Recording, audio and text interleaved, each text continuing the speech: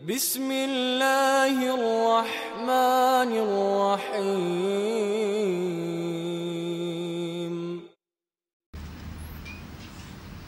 Saya semalam menerima kiriman SMS. Seorang ibu meninggal dunia. Biasa kalau kita mendengar berita ada orang meninggal dunia, karena kita semua akan menghadapi kematian. Tapi yang luar biasa, peristiwa yang terjadi saat dimakamkan. Anaknya menceritakan saat dimakamkan diantar ke kuburan, begitu mendekati kuburan tempat ibunya, malah semua jamaah yang ada di saat itu sangat terasa harumannya kuburan itu. Harum sekali, keluar semacam wangi yang luar biasa, sampai orang pada pandangannya kepada yang lain. Barangkali di antara jamaah yang membawa wangi-wangian yang bagus, tapi ternyata tidak, mengalir dari bawah keluar, sampai ada yang malah melihat asap-asapnya. Asap ini bukan asapnya kebakaran, tapi asapnya itu karena wangian dari masuk dari kuburannya. Sampai dikuburkan, malah kata anaknya, begitu saya sendiri yang nurun memakamkan, mengkuburkan ibu saya, sampai saya dan tanah saya sendiri membawakan tanahnya menutupi kuburannya. Pulang ke rumah saya mandi dan mencuci tanah dengan sabun, tapi masih terasa tanah saya harumnya luar biasa, sampai tidak bisa kehilangan. 3 malam masih tersimpan harumnya itu. Saya bertanya lewat SMS, apa kelebihan ibu kamu? Dia bilang, ibu saya biasa, malah orang awam, bukan wanita yang apa gitu, tapi awam-awam biasa. Tapi setahu saya, ibu tidak pernah tidur sebelum membaca surat Al-Mulk, Tabarakalladzi biyadihil mulk. Saya langsung menjawab, itulah yang Allah hantarkan kepada ibu kamu. Dan inilah berita gembira bagi kita semua, sesuai janjian Rasulullah sallallahu alaihi wasallam. 30 ayat syafa'at li sahibiha min azabil qabr. 30 ayat yang telah membawakan syafaat bagi orang diselamatkan dari siksa kubur. Dari situ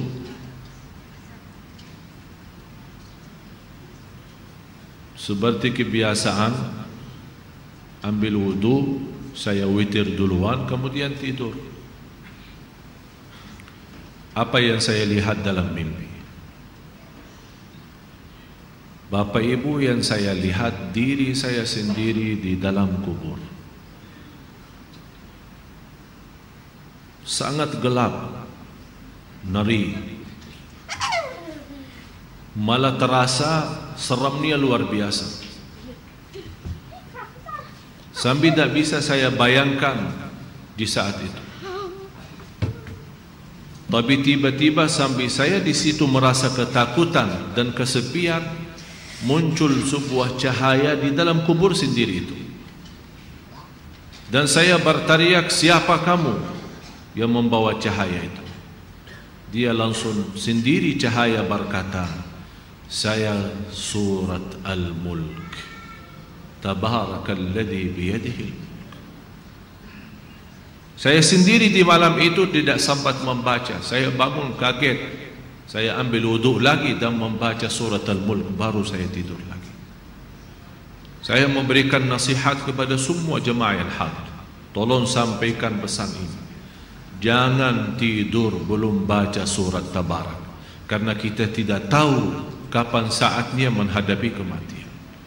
Bisa jadi itu tidur kita adalah tidur yang terakhir dari dunia ini. Mudah-mudahan dengan kita mengkhatamkan hari kita dengan membaca surat Al-Mulk, Allah ampuni segala dosa kita dan Allah harumkan kuburan kita menjadi taman dari taman surga. Al-Mulk surah yang luar biasa dahsyat. Saya mohon, biarpun ibu-ibu sedang halangan tidak salat, tetap mau tidur, ambil air wudu dan baca surat Al-Mulk. Baca surat Al-Mulk.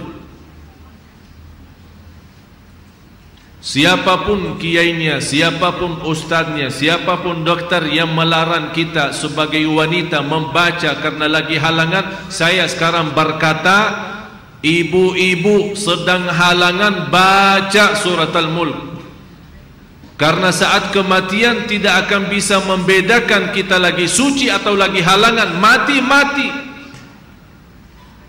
Dan Allah Maha tahu niat kita. Dan lebih baik saat kita membaca sedang halangan, jangan megang Al-Quran langsung, menyentuh Al-Quran langsung, sebagaimana saya jelaskan, bagi sarung tangan atau bagi HP kita.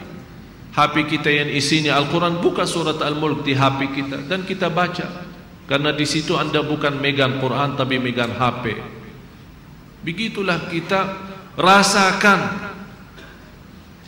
Kalau ya Allah, seandainya Engkau mencabut nyawa saya di malam ini, saya sedang halangan, tapi ya Allah saya membaca surat Al-Mulk, niatkan diselamatkan ya Allah dari siksa kubur. Dan harus kita yakini, kita di umur kita di dunia kubur jauh lebih panjang daripada umur kita di dunia. Bisa malah ratusan tahun. Ada yang sudah di alam kubur 1000 tahun. Ada yang lebih, kira-kira bisa terbayang 1000 tahun. Apalagi ummah yang terdahulu. Oleh karena itu jamaah sekalian, waspadalah, berhati-hatilah. Marilah kita sama-sama menjaga kebaikan itu. Karena sungguh inna rahmatallahi qaribun minal muhsinin. Sungguh rahmat Allah sangat dekat bagi orang yang berbuat baik. Sangat jarak kita menuju ke akhirat sangat dekat, sangat-sangat dekat. Malah jauh lebih dekat daripada rencana kita besok. Jarak kita ke akhirat, jarak kita masuk kubur jauh lebih dekat daripada rencana kita besok. Malah kematian itu jauh lebih mendadak dan lebih cepat daripada kita mengambil suapan makanan. Belum kita sampai menantarkan, membawakan suap makanan sampai ke mulut kita, sudah dicabut nyawa kita. Jauh lebih cepat itu. Oleh karena itu marilah kita sama-sama semua kita punya salah, punya kekurangan. Apa yang kita senang melihat nanti di hari kiamat, jangan perbuat. Apa yang kita ingin ketemu nanti di hari kiamat, silahkan. Apa yang kita takut dan malu dilihatkan oleh Allah nanti di hari kiamat, jangan berbuat. Dan apapun yang kita tulis, senang kita ditunjukkan oleh Allah, silahkan tuliskan. Kalau kita malu dilihat nanti oleh umat manusia dan dilihat oleh para malaikat yang menjadi saksi, jangan tulis macam-macam. Apalagi sekarang terlalu gampang dosa tulisan itu, gampang sekali. Dan HP yang sekarang ada, malah sudah kita megang menjadi tasbih kita, mengganti tasbih. HP, BlackBerry, WhatsApp, SMS, lain-lain. Saya setiap hari hampir terima 100 SMS. Ada yang bertanya, ada yang macam-macam. Dan hanya saya yang balas, ya Allah doakan, jangan menjadi titik tulisannya SMS ini menjadi beban nanti di hari kiamat. Ya Allah ampunilah mereka semua. Itu yang saya doakan. Walaupun saya tidak balas berdoa, tapi Allah yang Maha tahu apa yang saya doakan untuk orang yang kirim SMS atau WhatsApp atau apa saja. Oleh karena itu jamaah sekalian, hati-hati. Bukan masalah sama saya, tapi masalah kita sama Allah. Selalu saya menyampaikan dan mengingatkan kembali, jangan lagi berkata saya tidak enak sama ustaz, saya tidak enak sama keluarga, saya tidak enak sama jamaah. Rubahkan kata itu, berkatalah saya tidak enak sama Allah, saya tidak enak sama Rasulullah sallallahu alaihi wasallam.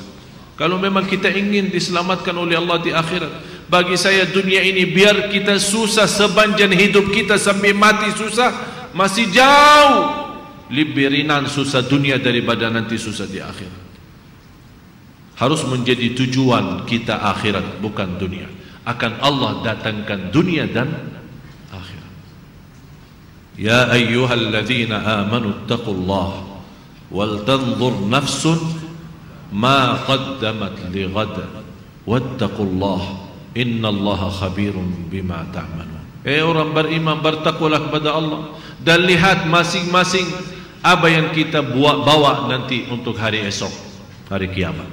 Bertakwalah kepada Allah dan jangan-jangan wala takunu kalladzina nasullah, jangan-jangan menjadi orang yang melupakan Allah, akan Allah lupakan kita. Kalau Allah lupa sama kita, na'udzubillah, berantakan, hancur, dunia akhirat hancur kalau Allah lupa sama kita. Maksudnya lupa Allah sama kita, artinya Allah tidak mau urus kita lagi, tidak mau bantu kita lagi, tidak menolong kita lagi, tidak mau perhatian kita lagi. Na'udzubillah. Kalau Allah tidak mau perhatikan kita, siapa lagi yang mau perhatikan kita?